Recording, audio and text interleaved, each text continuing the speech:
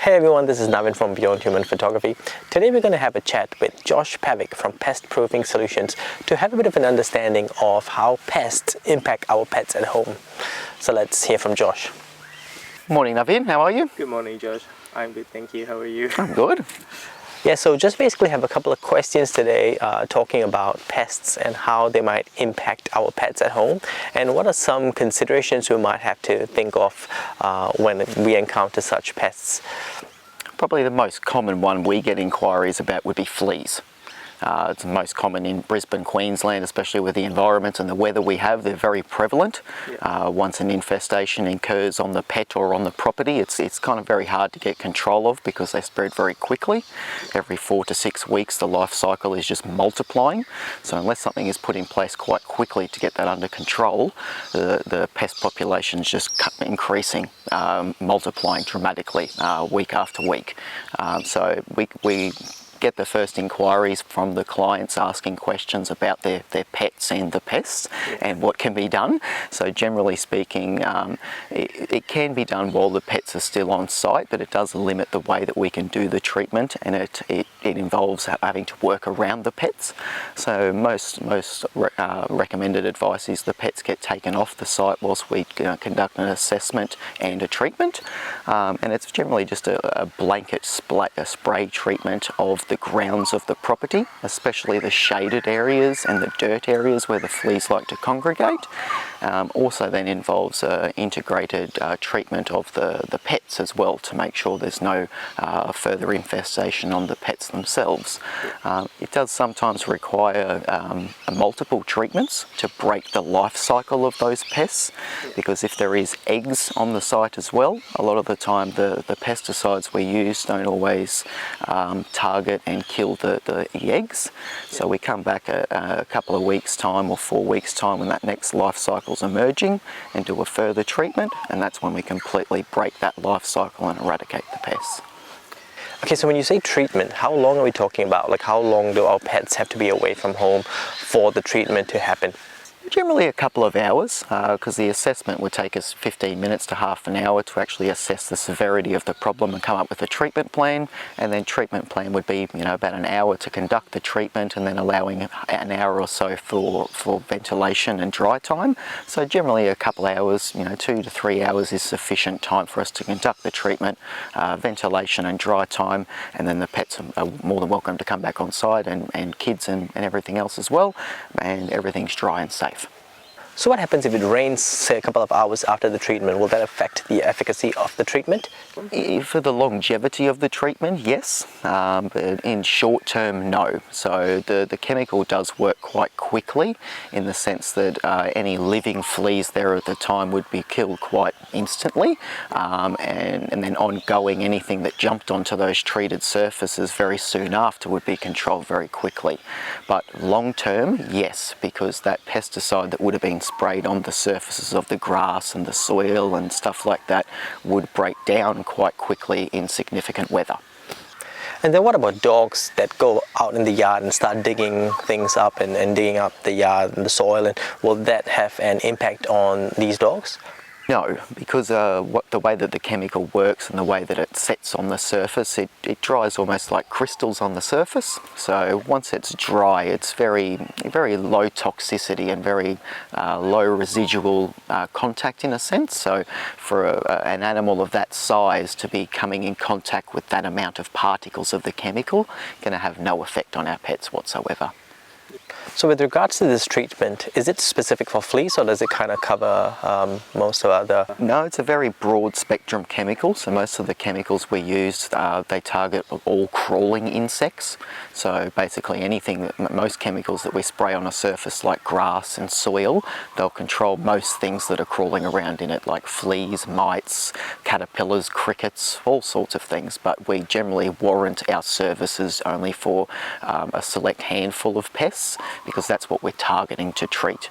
So things like, say, the mites and lice and stuff like that in caterpillars in your grass, we don't necessarily cover for that. However, our pesticides will control them. So with things like fleas, how do we know we have a problem, like a flea problem at home? It doesn't really affect people. Generally it's the nuisance side of them, the biting and the jumping on you, so you feel the irritation on the skin, and or you're noticing the same sort of thing with your dog. They're constantly scratching and gnawing at themselves and something like that because they've got an irritation of the skin. So are there any ways or simple tests that we can use to check if there are fleas at home? Yes, there is a couple little tricks you can use, like the old white dinner plate or a couple A4 sheets of paper, and you put those down on the surface and you just agitate or disturb the grounds around that area, and the idea is you'll get the fleas to start jumping around and hopping around, and they'll end up on your white piece of paper or your white dinner plate, and then you'll notice the congregation on there, and then you can use that to then get a bit of a sample and identify the pest. Just to clarify, you mentioned something about agitating the space around the paper or the plate. What would you do to agitate that space around it? Well, actually, when we're doing an internal treatment of carpeted areas, it's actually recommended we use something like a garden rake to actually rake the carpets and agitate the carpet, because that's going to get everything jumping around a little bit. Not very hard, obviously, just scraping it along the surface, and then everything's going to start jumping about. We get a bit of an indication on our plate, and then we start our treatment. Okay, so let's come to the topic of spiders, the topic that makes hair stand for some people.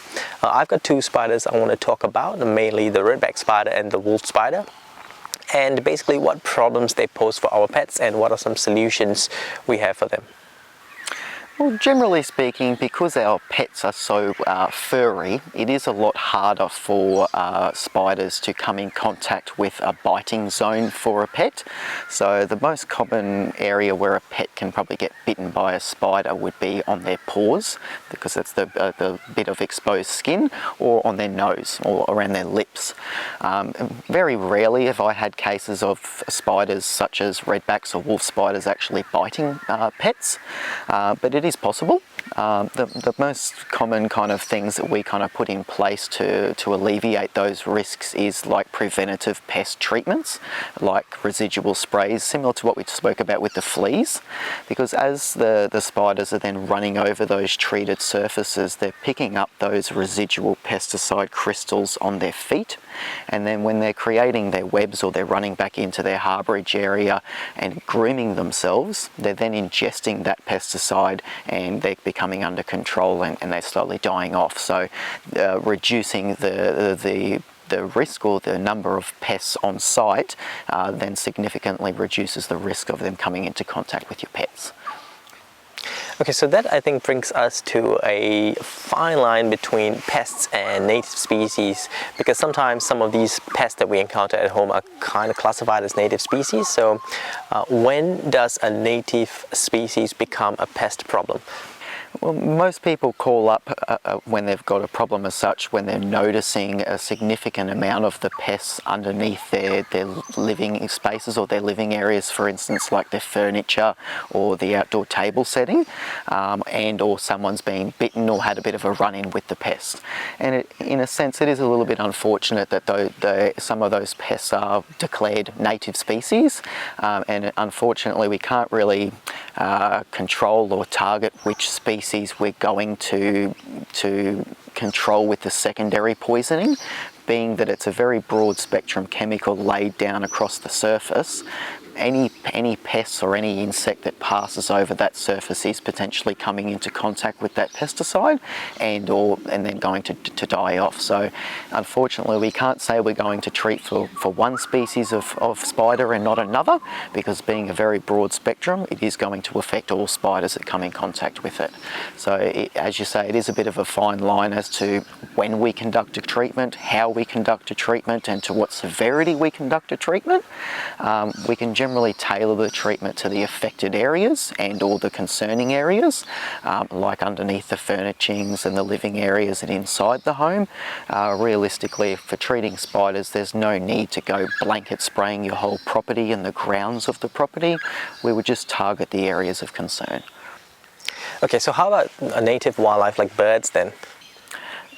Generally speaking, again, because the insect that's being controlled by the pesticide is very small, and it's come into contact with very little of the pesticide, if a bird or a lizard or something was to eat that affected pest, it's going to have very little to no effect on the bird or the lizard whatsoever because of the amount of pesticide it has come in contact with. Very similarly, if the bird or the lizard was to land or travel over that treated surface, again it's coming into very little contact with the active chemical, and because of the size of the creature, it's going to have no effect. So let's talk a bit about rodents now. I guess the question is, does baiting rodents pose a problem for our pets, and if so, how? So generally a lot of customers are concerned with, if we're conducting a rodent baiting program, the risks of secondary poisoning.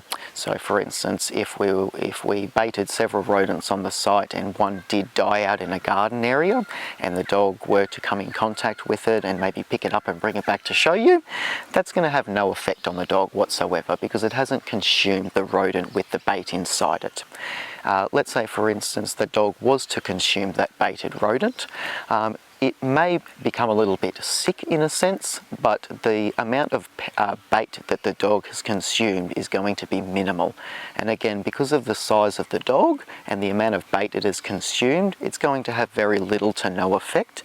But the recommended advice is to take the dog to the vet and have the stomach pumped to get that residual pesticide or rodenticide out of the stomach and or the dead rodent, because that's not going to be nice in the dog's stomach.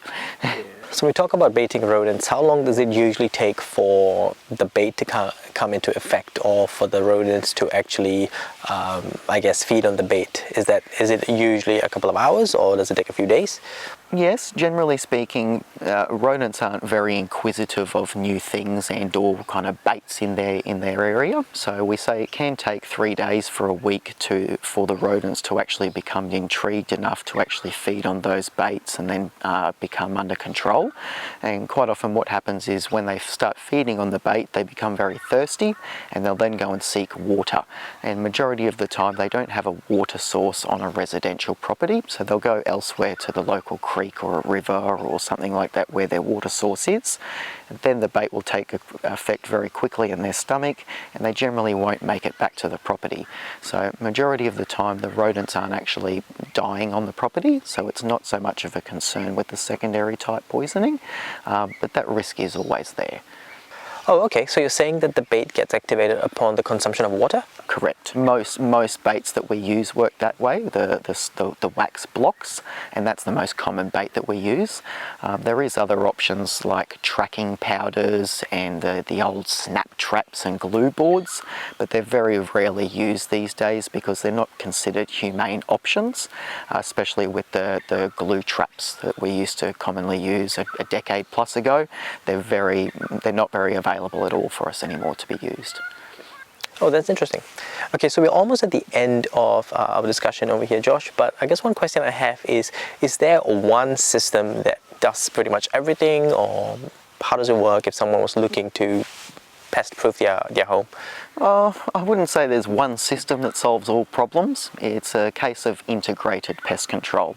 So there's many different systems and pesticides and type of things available to us to eradicate and control and prevent pest problems within a home.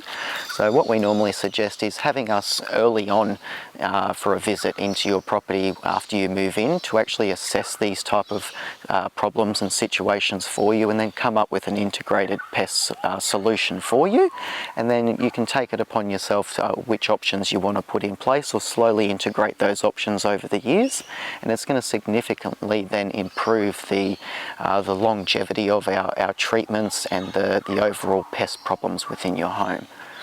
That's awesome, Josh. Thank you so much for that. So if our viewers have a couple of questions or want to know more, how can they get in touch with you? Oh, I've got several different ways of getting in contact. Obviously, mobile phone is always on. Always happy to take your call. Otherwise, you can get in touch through our social Facebook page or our online inquiry form on our website. Perfect. And are there any particular areas that you service? I service the Greater Brisbane region, but realistically there's no job that's too far. I'll travel all the way to the Sunshine Coast, the Gold Coast and up to Toowoomba. So if there's a problem job on hand, give me a call and I'm happy to take it on. That's awesome. Thank you so much, Josh. I learned a fair bit from you today, so yeah, thank you. My pleasure, Navin. Thank you for your time.